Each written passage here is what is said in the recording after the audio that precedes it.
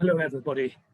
My name is Angus Blair, and I'm the CIB Professor of Practice at the School of Business at AUC. I want to thank Professor Aliani of the Goethe Center for inviting me to moderate this session today. And we have today with us Dean Hand, who's the Research Director of the Global Impact Investing Network, who has a long-term experience of impact investment. She has been focusing on market intelligence, helping to guide the research strategy of GIIN and looking at impact performance overall. And luckily for us too, has also been teaching postgraduates on impact investment. So all of us who are no academics welcome another brain, and putting my other hat on as an investment banker and former asset manager too, I'm really looking forward to the discussion today on impact investment. So welcome, Dean, to this discussion. And I think everyone's really incredibly excited about what you have to say. Thank you very much. Oh, sorry, Angus, you go ahead. That's all right. I know you've got a presentation. If there's anything you'd like to say at the beginning before we start your presentation, that would be superb. Okay. Well, firstly, thank you, Angus, for that very generous introduction. And I'm looking forward to the discussion that we're going to have today. And I just wanted to say hello to everyone. Greetings to you from New York. Wherever you are, I hope that you and your families are safe and healthy. I know that this is a very difficult time in the world. But maybe with that, Angus, I can get going and start. Absolutely. Lovely. Okay, so let me share my screen, and hopefully I can do that. Let me put it like. Angus, can you just confirm that you can see that? We can see it. Perfect. Thank you. Okay. So as Angus said, I'm the Director of Research for the Global Impact Investing Network. We call it GIN for short.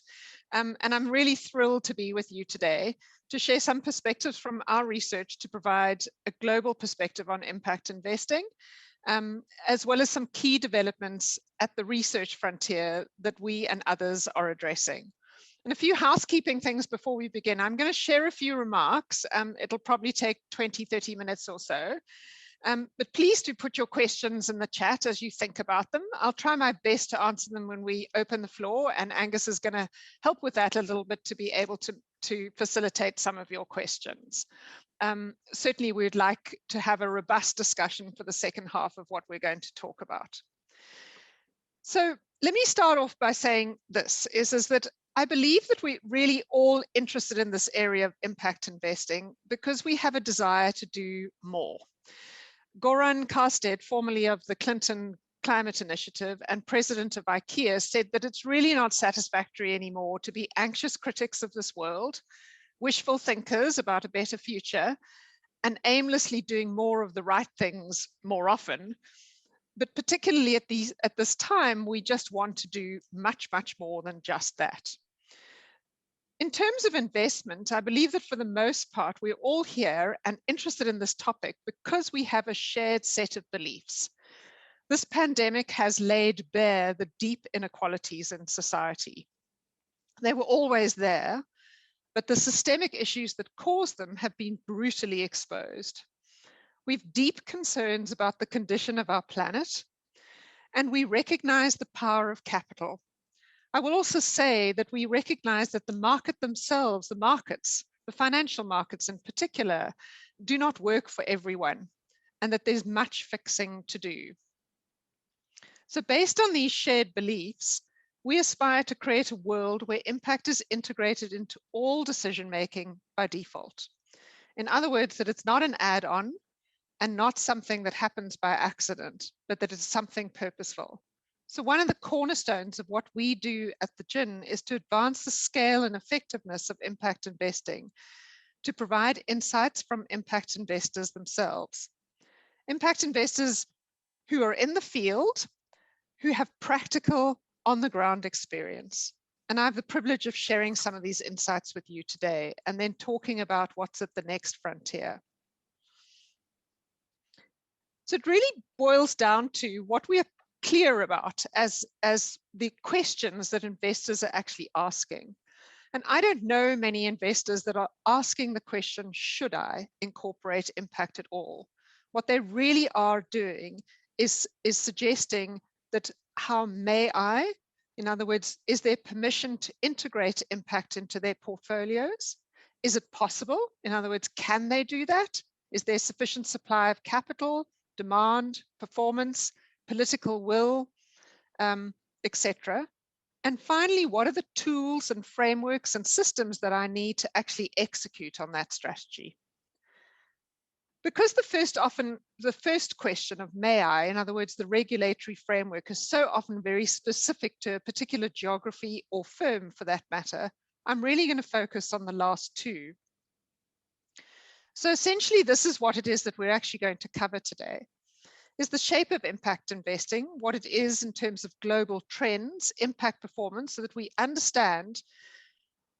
can understand what investors know about their financial and impact performance, essentials to do the job, in short, to make impact investing strategies effective, and what is next in terms of the research frontiers that will advance the market forward. Finally, I'm going to touch on what's next for investors to be most effective. I'm aware that this webinar series that you've heard from a number of great speakers already, but particularly Margot Brandenburg and Alnur Ibrahim. And if you did not attend those sessions, please go back and review them, their slides, and listen to those recordings, because hopefully between those sessions and my remarks today, it will tie things together for you quite nicely.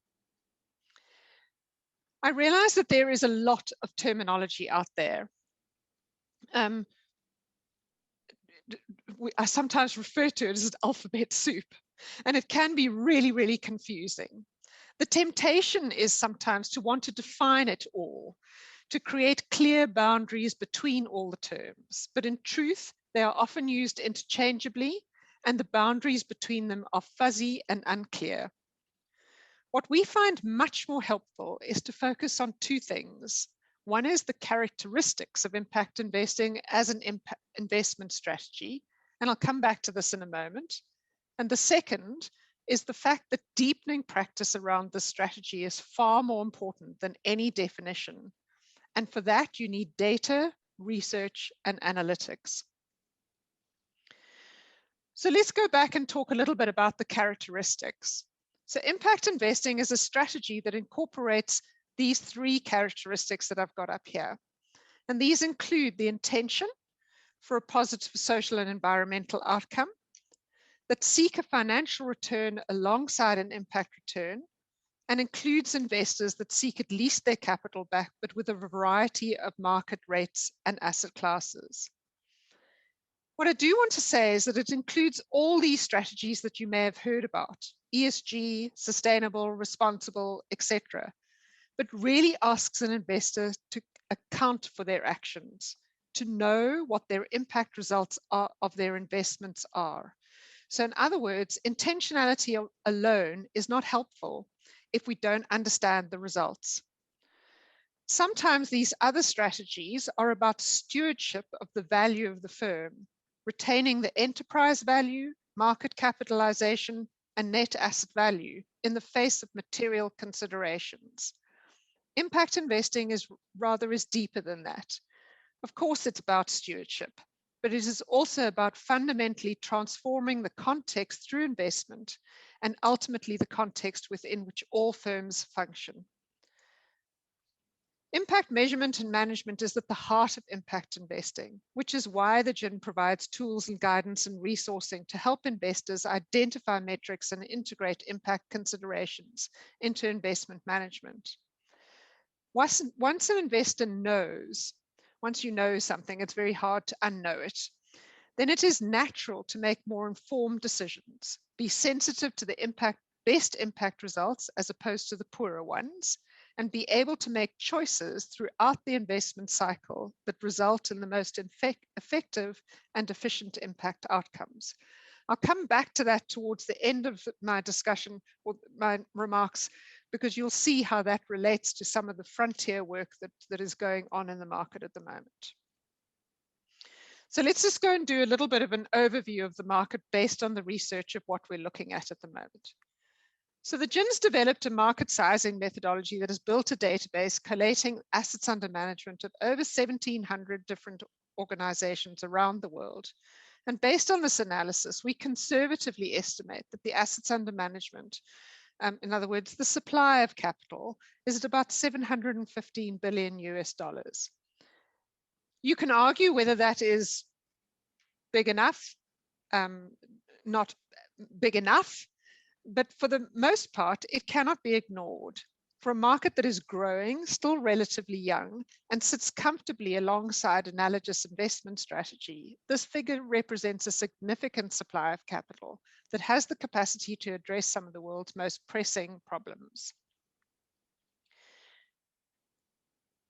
You will see that impact investors cover a diverse range of organizations, from asset managers to foundations to DFIs or development finance institutions to pension funds and insurance companies, all investing assets with the intention of a positive social and environmental results. Asset managers are a significant portion.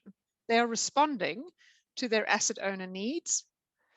All of these organization types are headquartered in about 46 different countries, and most, 61%, are from organization types that focus all their activity on impact investing.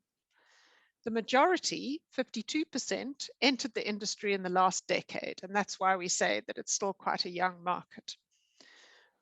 Most seek a market rate return, about 67% of them. And as you can see from this slide, is they utilize a variety of asset classes. 63% of all impact investing capital invested in 2019 was in private markets. But here, what you'll see is that there is a growing trend in public markets. You may also be interested to know that over a third of the GINS members are participants in a working group to address how impact investing features in public markets. Assets are also invested globally. To be expected, we do see higher allocations in markets where there is more economic activity and volumes of capital. But what is pleasing is the continued growth in emerging markets. 55% of total AUM is invested in developed markets. As I explained, to be expected, but more capital is allocated to emerging markets than to developed markets over the longer term. Respondents plan to also increase their allocations over the next 5 years to many emerging markets, most commonly Southeast Asia, Sub-Saharan Africa, South Asia, and Latin America.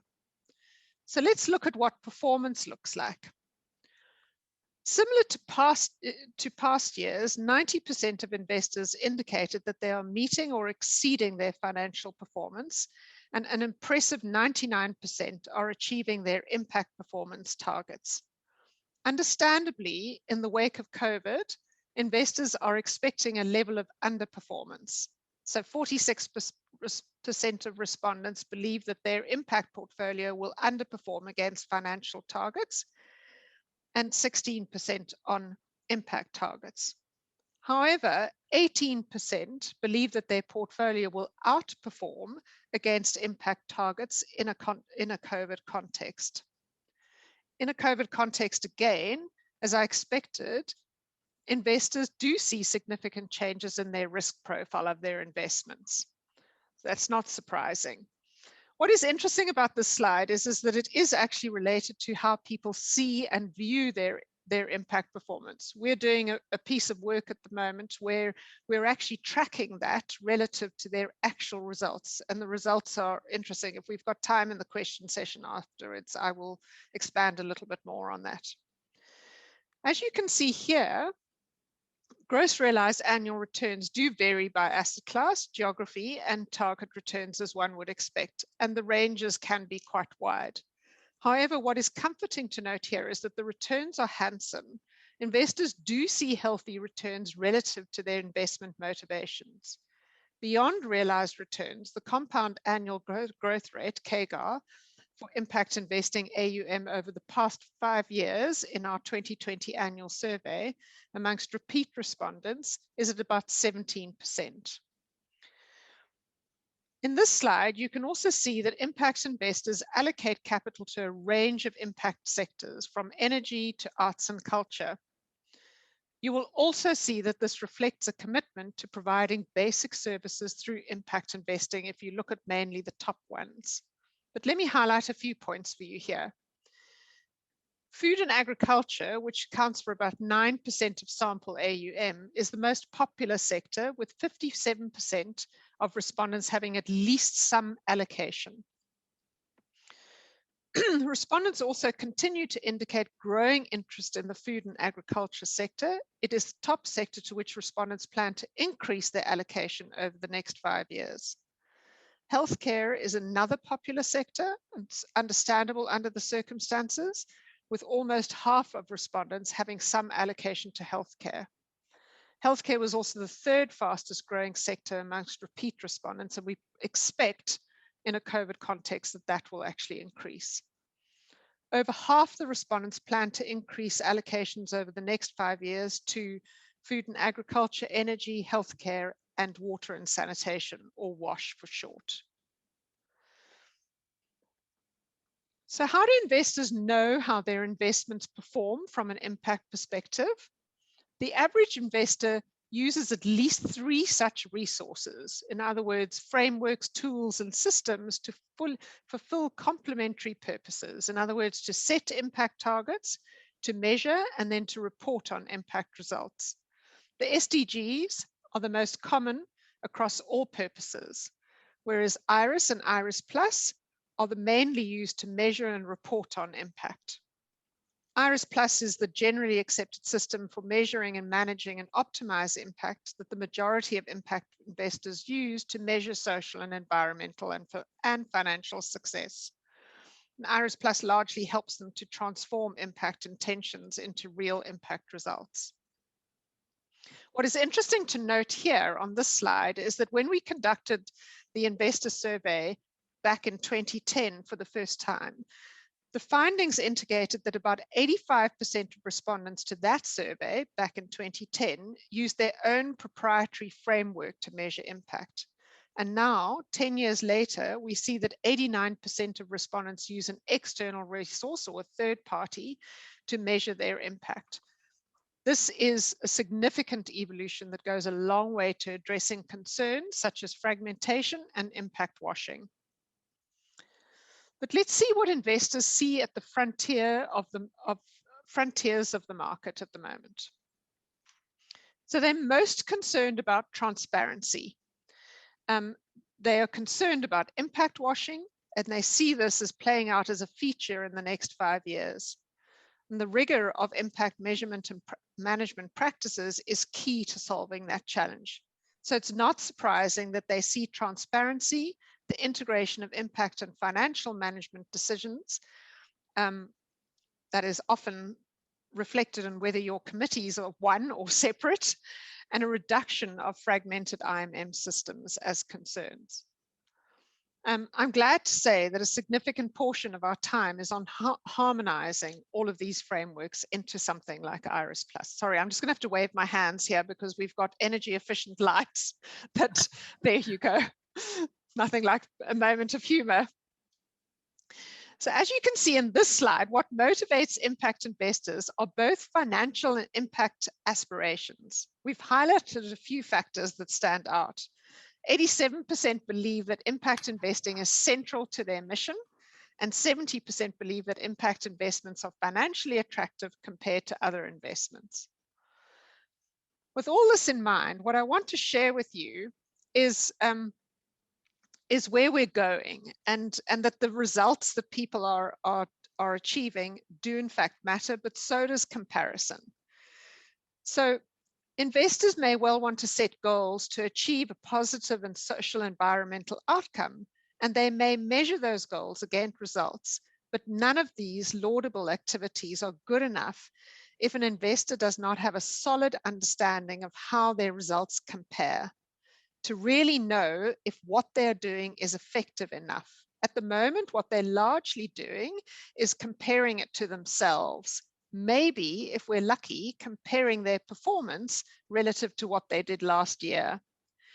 And really what we're arguing is that in order to be able to advance the market forward, investors need to be able to actually compare themselves to their peers in the market, as well as to how effective they are being relative to the scale of the social and environmental challenges that we're seeking to solve. So we have the metric systems to measure performance. We now have a methodology to compare impact performance in a standardized way. After a very lengthy and lively public comment period, the GIN has launched a methodology to do just this. What the market needs now are the tools and intelligence to make sense of that data. Things like impact performance benchmarks. And I'll come back to that in a moment. So what this slide underpins is the fundamental pillars of the methodology that I mentioned in the last slide. To understand the scale, the pace, and efficiency of investment in a normalized way so that you can make comparisons with a peer group or make comparisons to the extent of the problem. Without getting too technical here, because that would be a whole nother presentation in and of itself, the idea here is that when we understand these things, we can use the normalized data in useful ways. The focus initially for our tools is going to focus on pace. That's why the star is in there. And recognizing that the other two are important to include for context. So in effect, pace tells an investor the change of the impact that has actually occurred relative to an external threshold, and will allow an investor to gauge the pace of impact progress relative to the pace of change needed. So the GIN is going to be launching a prototype at the end of this year, and we're also encouraging other market players to do the same. It's one of the reasons why we actually release a methodology as a public good, and as a non-profit organization, that's crucial that we do that. So the challenge at the moment is that investors are indicate a growing urgency to understand how to factor impact into decision making. As I said, by default in the beginning, and as hopefully I've shown you, some of the data is saying that investors are wanting to compare. Yet they lack the tools and intelligence, not their own personal intelligence, market intelligence required to do this effectively. For example, where should they allocate capital? Where would have the most impact? How to adjust their investments mid-cycle on the basis of that impact? And how should they conclude their investments on the basis of leaving a sustainable solution in place? The pressure to make responsible and sustainable decisions is amplified by investors' need to differentiate their impact offering for clients, in the public interest, in addressing inequality and the climate crisis, and growing scrutiny of impact performance and potential impact washing. So the objective here is, by developing some kind of pilot, we will prototype a benchmark with a small cohort of investors that can produce it as a key resource and enable other players across the market to develop the same. The features of this is effectively interactive data visualization and analytics, filters to be able to customize and offer flexible views, and the ability to extract individualized insights. In the same way that an analyst in the financial markets can view data on a terminal on their desk, so too should an impact analyst. Even better still, they should be able to see it all integrated. So finally, just to wrap up before I start taking some of your questions, I wanted to leave you with this thought. Underati Roy, the Indian author and social justice activist, wrote an article at the beginning of the pandemic in the Financial Times, likening the pandemic to a portal. The idea being that at the end of this all, we can go back to normal, or we have another option. And her argument was that nothing would be worse than to go back to what the normal was that we experienced before. We all have a significant opportunity to step through the portal and reimagine, with our tools as our arsenal, investing strategies that work for all. Impact investing, I believe, is a way to get there.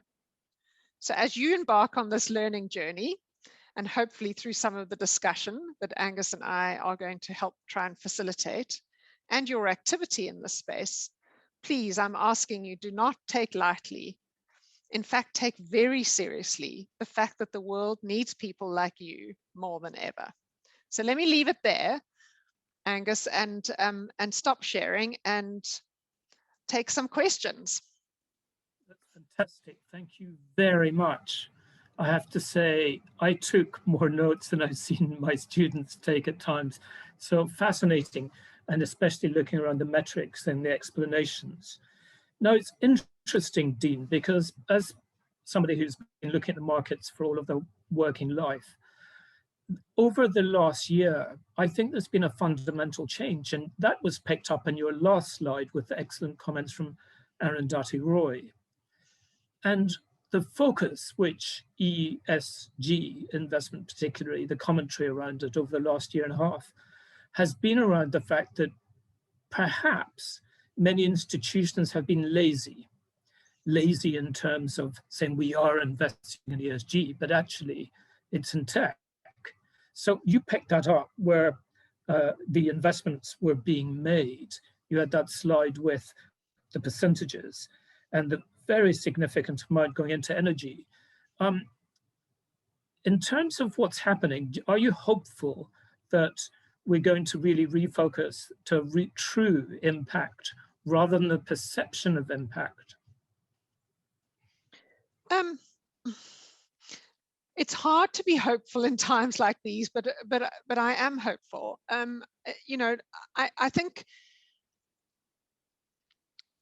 Like you, Angus, you know, my genesis is that I come from the financial markets themselves. I spent quite a bit of time in financial institutions and understand the frustrations that many of those institutions have, both within and the markets that they are doing. And one of the things that I've watched over a period of time is that instead of just considering risk, which is often where ESG started, was to the extent to which we need to actually factor in material risks that may affect the value of our portfolio. Increasingly, investors are realizing that that isn't in and of itself sufficient. So if I just take a pension fund, for example, the reason why environmental and social risks were factors that they were, and even governance risks were factors that they were considering, was because they were really worried that they would be able to actually meet the liabilities that they had for the end beneficiary. In other words, the pensioners that were going to go on pension with the pot of money that they had. Was that value going to be significantly eroded? I, for myself, was working for a financial institution at the early stages of the AIDS pandemic in a country that was denying that an AIDS pandemic even existed, or that X led to Y. And I remember the fear in actuaries' faces about recognizing that we were going to have a significant orphan population and that the liability models that they had built were no longer sufficient. And what were they going to take into account? And what has evolved from there is a conversation about it is no longer just about trying to take care of the value of the pot of money that a pensioner may have, or the orphans that rely on that pension payout may have when they need it, but much more, what is the context in which they're going to retire to? So that conversation, it's not fully there, is starting to creep into the fiduciary conversations that need to happen. In other words, that it is no longer sufficient to give a pensioner a pot of money and then say, go and try and live in that pot of money in a completely society that is devoid of basic infrastructure or seriously challenged by environmental considerations. And I think that that's what gives me hope. I do want to say that I am not an eternal optimist for the sake of it. I do, you know, listen to the pessimist view that in fact we still have a long way to go. I you know, on the other hand, I'm frustrated sometimes by the narrowness of the thinking still. Yeah, I agree with you there. By the way, can I say to everybody watching, If you'd like to ask a question, and we would love it, please write it in the chat at the side, and they're all welcome. To go back on your point that you just mentioned, it's very interesting how across the world, many governments are using sort of very similar terminology about building back better.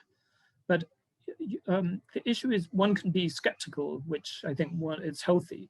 And in very many of these governments or agencies were also not alert to the impact issue until the crisis hit. Yeah. So that's why I remain a little bit skeptical of new ideas. Are you hopeful, perhaps in any country more than another, that the governments are really pressing with integrity, promoting an environment for impact investing? Mm. I mean, I'm not going to single out one country because I do think that many are trying to grapple with this issue.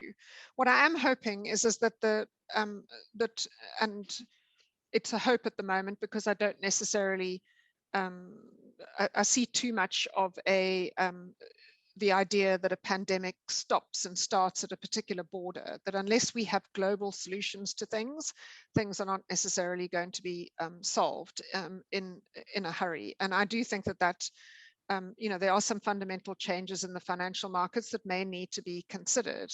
In other words, that it's not just about the representation of how many people you might have on a board, it really is about demonstrating that inclusivity is at the foundation, and that it is only then that widespread economic growth can actually occur. So they need to think about inclusion at multiple levels. It's not so much of who's in leadership and is the board diverse, but who are the owners, who's employed, and who's served by these basic products and services. So there's a fair amount of evolution. I do think that countries that are or governments, I should say, governments really create the framework for things to actually happen. I don't think that we can lay everything at government's door, but I think governments that are taking a more holistic and recognizing that we all live on one planet, not separate planets, that we actually, that's really those that are making more progress than not.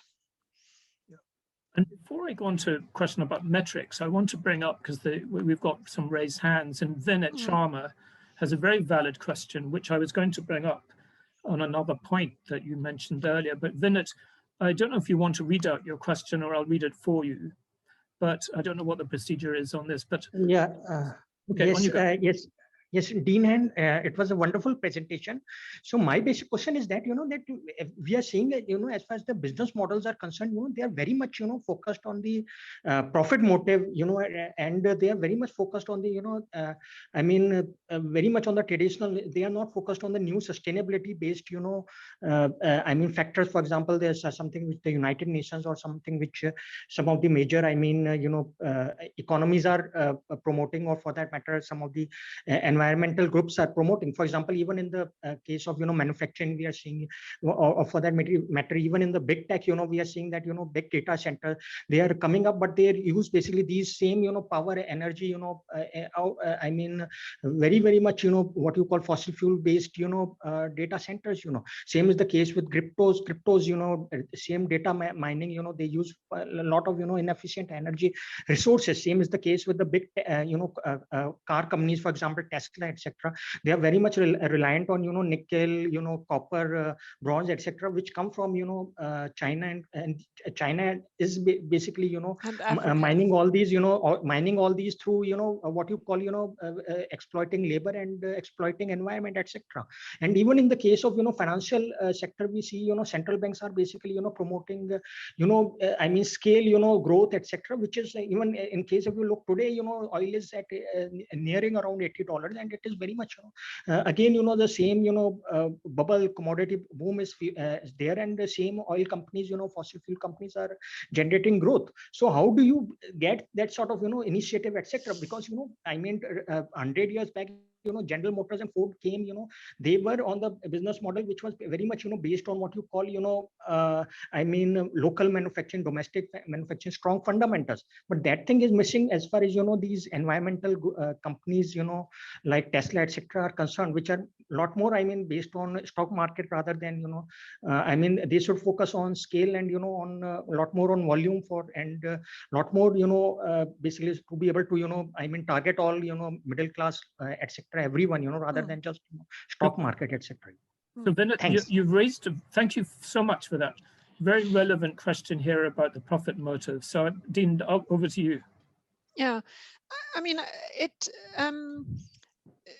and Vinit, you gave such a beautiful summary of some of the examples of when, we think that some of these technologies are fantastic, but actually they land up exploiting labor, the practices on the ground. And I go back to the first point that I made, or one of the first points that I made, is that we all have to understand that capital has a way to be powerfully effective in this, but unless we recognize that this is not about profit maximization, but rather optimization of prosperity for all, then we're actually, it's just, we have to all ask questions. I mean, one of the fundamentals of where most of the impact investing strategies actually started was thinking about, and it had its genesis in changing apartheid, was to actually think about where your money goes and what ultimately it supports. And I still think that that is a very good strategy, not in and of itself, but still a very good starting point. So all of us that have savings and pension funds and anything along those lines needs to actually ask, what banks is it in? What are your practices? What are you doing with my pension fund? And don't underestimate the size of your voice when you think that it's only you. More and more people are asking that in the world. What impact investing actually does is to say, go further than that, than just excluding and or penalizing bad investments or profit motive only investments, and start thinking about how you can actually use it to change some of the practices in the world much more effectively. Dina, I want to before we go to Ali, do a follow-up to what Vinit asked, because it's interesting again in the breakdown of where these assets under management are going, financial services and also microfinance. Yeah. Now, microfinance, for the most part, seems to be for profit. And is there a moral issue there where one can, for example, have very rich individuals who are sponsoring or building a microfinance business who are making money from the poorest in society? Yeah. So, and it's interesting that you actually raise this, Angus, because I can share with you some of the funding, some of the researches that we are doing at the moment and will release later on this year on this front. But the micro lending and the microfinance market has really probably one of the sectors that went through a really good examination of self because of these profit motives at the expense of people at the base of the pyramid that were that were exploited as a consequence of it. So I don't want to, make the point. I do want to make the point that profit in and of itself is not necessarily a bad thing. In effect, in order to be able to be sustainable, you do need to be making at least $1 more than you made last time so that you can actually plow that back into doing something more. Otherwise, it is fundamentally the currency, not necessarily dollar, but some form of exchange is some kind of, allows you the capacity to do additional things.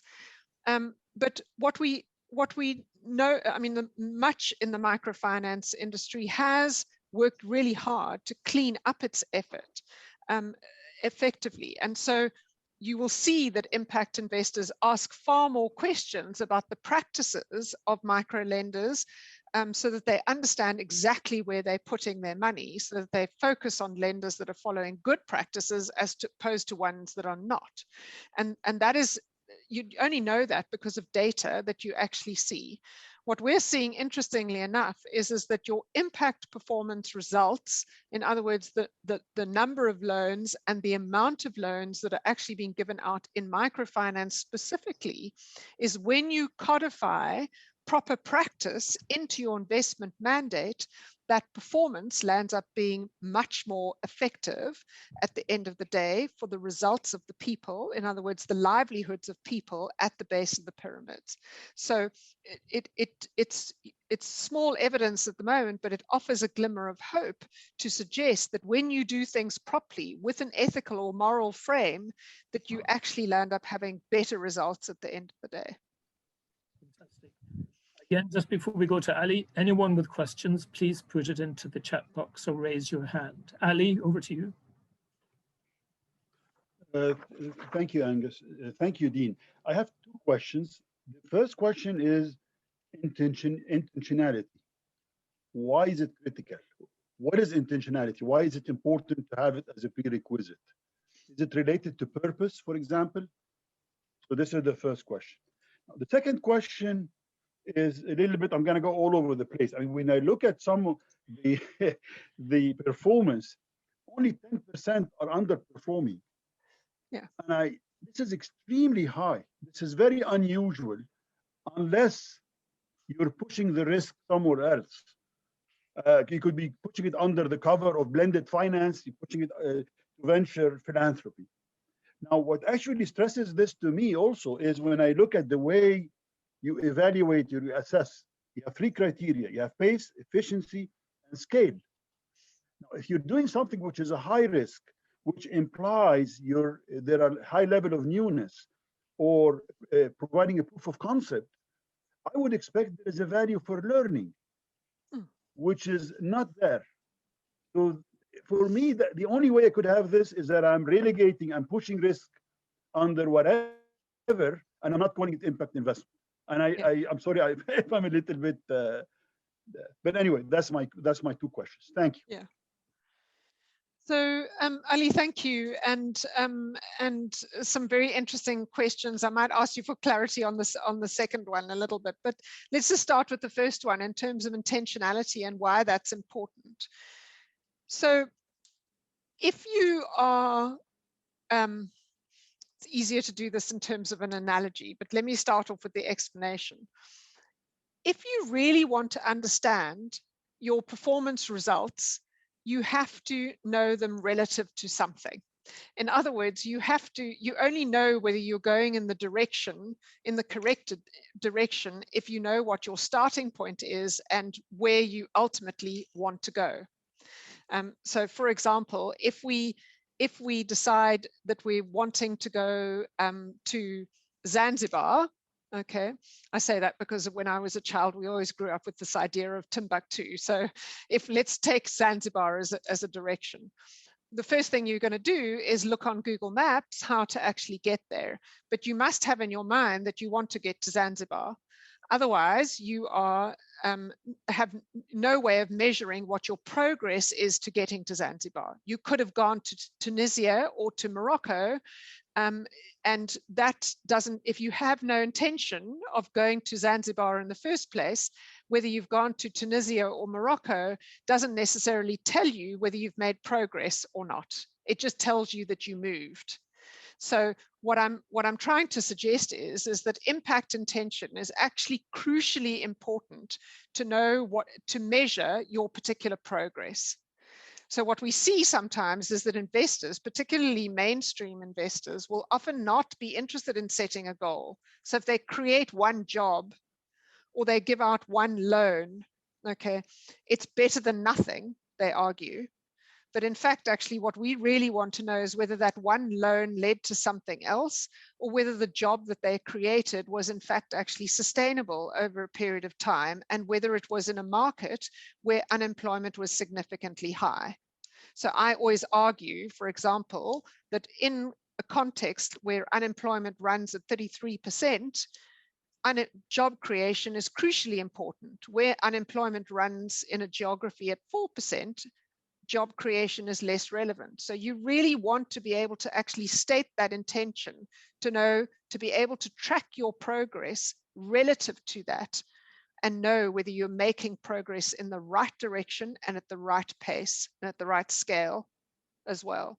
So the counter argument to that is that some investors will look at intention and say, well, I have an intention to create impact. In fact, I can tell you that quite specifically the intention of what I have to do, and then they'd sit back and do nothing else.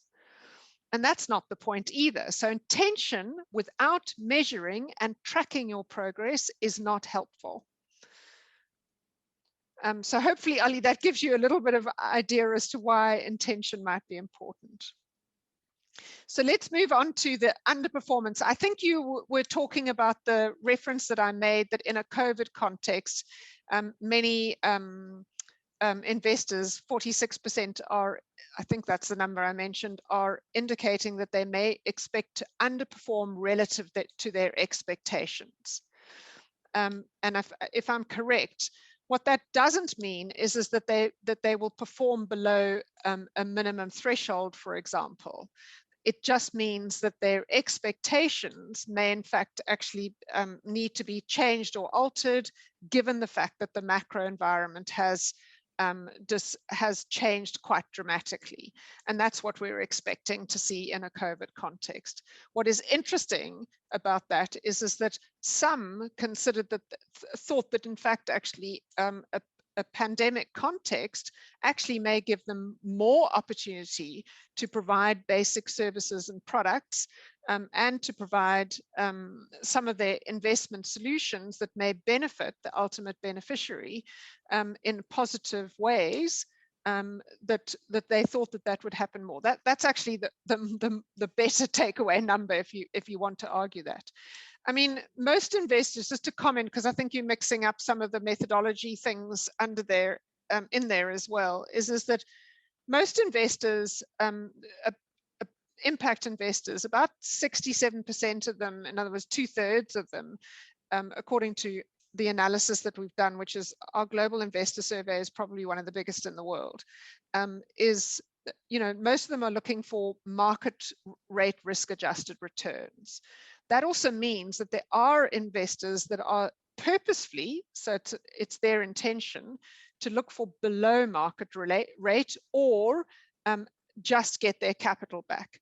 And those you will typically find in things like foundations, those that can afford to actually take, not get their market principal, their principal plus a market adjustment back.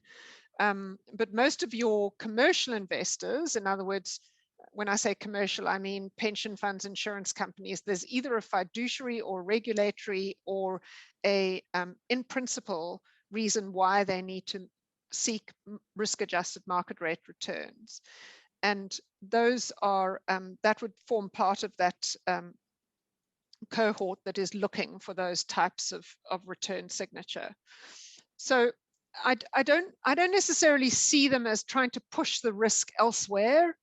I think that there are, you know, inherently risks that are going to always be present in the market. They just are particularly difficult to predict at the moment, and that's how they're seeing it.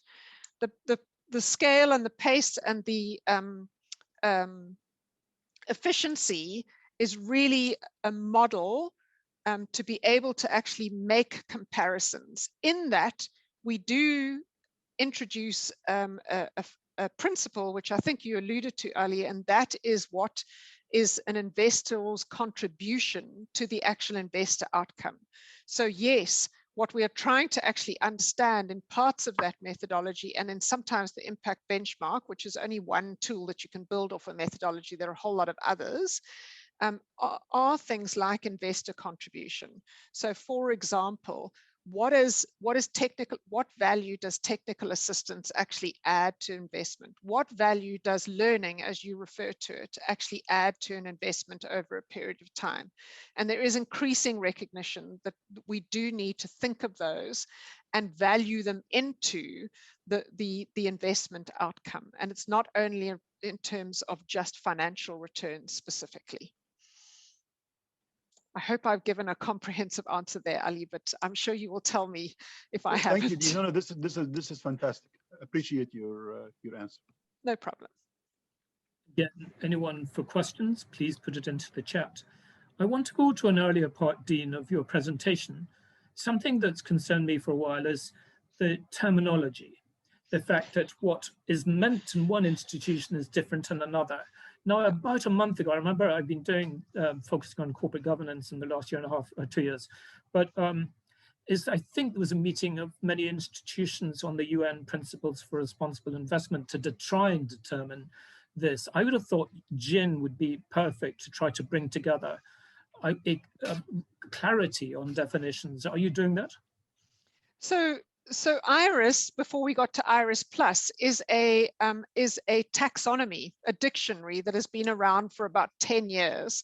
And one of the things that it does do is actually harmonize across all sorts of different definitions from all sorts of other different dictionaries. That's essentially what it does.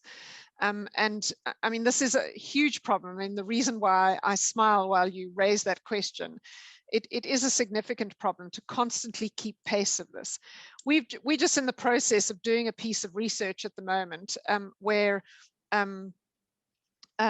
we focus mainly on institutional asset owners in particular, pension funds, insurance companies, and banks. And some of them don't even want to use the word impact. Like it has a connotation for them in markets that that they assume certain things by it. The one in particular is underperformance, and the evidence just doesn't bear it out. So there's a lot of perception around that. But what so yes, you're right, is that the GIN is part of that. I also think the UNPRI is part of that. So there are some work that is going on in the background, and we're part of those. There's one called the Structured Network, which actually takes all the major bodies around this to try and in fact actually get to a more sensible language, amongst other things. That's not the only focus, but so that all of us in fact actually harmonize on these things properly. Fascinating and very relevant. And now related to that, the Danone issue a few months ago, where some activist hedge funds stepped into what was going on at Danone. And Danone was moving ahead very significantly with trying to reduce its impact on the environment and actually doing many of the right things. And yet hedge funds stepped in, pushed the chair and CEO out. Yeah. So what is your view on that? So I mean, I watch that with interest. I think that there's been a huge evolution in corporates, in particular around the way in which they view value and how that links to brand. And so, if you look at the work of Michael Porter and Mark Kramer, they will talk about the fact that 60 years ago, most people expected the brand of an organization to be trusted, that they expected that shareholders just trust the brand until they discovered that actually you couldn't. When you looked under the hood, maybe there were some things that were going on that were indicative of market failure. But going from that trend all the way through to stakeholder value, and I think Danone was very much on this journey of being able to incorporate a wide variety of stakeholders to their products and services. And there's others that have done this. I think of Johnson & Johnson, I think of Nestle, I think of Unilever in one way or the other, that have moved in that direction. But it is unfortunate that that I think these engagement practices, like we've seen sometimes, can take people off a particular path. And part of the principle, as I understand it, but Angus, you probably know it better than I do because it's slightly out of my purview, is that these investors were really just wanting to drive towards profit maximization for shareholder value rather than whether other stakeholders were incorporated in that. Yeah, I'm surprised, Dean, that in that issue that major institutions didn't make take more of a stand for what Danone was doing and allow the smaller hedge funds to do what they did. And it's a very important question. Yeah. So one issue you brought up, about $715 billion in assets under management and impact investment. It's a very good number, but what kind of growth are we seeing on an annual basis in terms of impact assets under management? Yeah. So, I mean, I mentioned a number of about 17% CAGR for repeat respondents in our particular survey. If we're more conservative around that and we introduce it, go more broadly beyond just respondents, that we think that number ranges between 9 and about 17% on a growth. I mean, the other way to look at this is that the UN PRI, an organization that you mentioned earlier, talks about assets under management being at about 100 trillion, as for responsible investing. What we've tried to look at in that impact investing number is which are the organizations that not only have an intention, but are also actively measuring. Whereas the UNPRI number talks more about the intention. And so I look at that and think of that as a very big opportunity to actually say that is effectively the target market for an institution like the GIN, in fact, any impact investor, to actually say that's the potential of where it can go. Fascinating. So in terms of how can we, is there any way that any of us can really play, or anyone watching here can play in terms of promoting impact investment? What is the easiest way to convince foundations, but particularly asset managers and other agencies, to look to increase assets under management? On this, I am very clear. is in the same way that when you go shopping and you ask for a paper bag as opposed to a plastic bag, you should be asking exactly the same questions of your money. You should be asking your pension fund holder, and you can do that on an email, you can attend an AGM, you may not be given the loudest voice of the table, but think about how you hook onto lobby groups, how you hook onto the questions that you actually want to ask. I know I ask them of my bank manager and my investment professionals, and some of them go, oh, that makes me feel very uncomfortable. And I go, that's exactly my point. I know that you are not the decision maker, but I'm hoping that I make you feel uncomfortable enough to be able to go and ask the questions where you should. And I think that's, every person has an opportunity to be able to do that. There is a lovely parable that goes about this, about a man walking on a beach, throwing half alive starfishes back into the sea, and there were thousands of them that have washed up on the beach, all dying. And the single man was going along saying, I'm just going to toss them in one by one. And somebody said, you've got no chance of succeeding. Why do you bother? And the old man said, because if I can save just one, that is the point.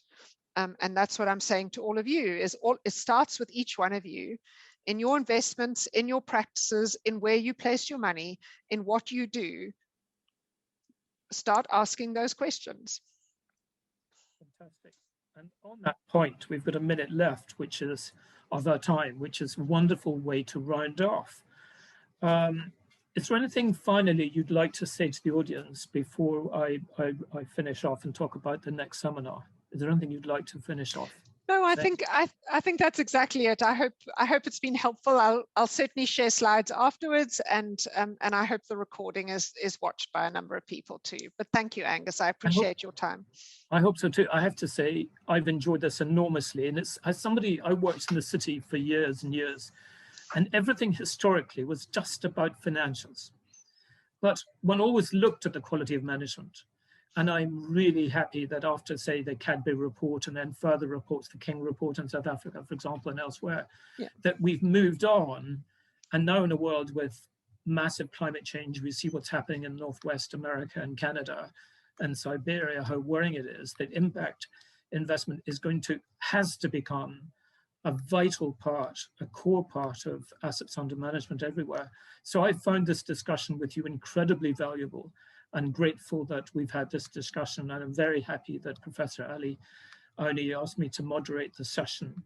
And I'd like to draw everyone's attention that on the 7th of July, we have another seminar with, as we see it here, Professor, oh, I have to move my screen a little bit, Professor James Utterson, Wednesday the 7th of July at 7 o'clock. So I think already invitations may have gone out.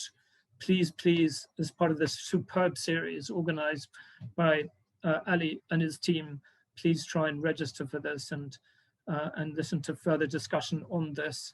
But again, thank you, Dean, had wonderful discussion. And again, the team, and thank you all for watching this evening. Thank you very much and goodbye.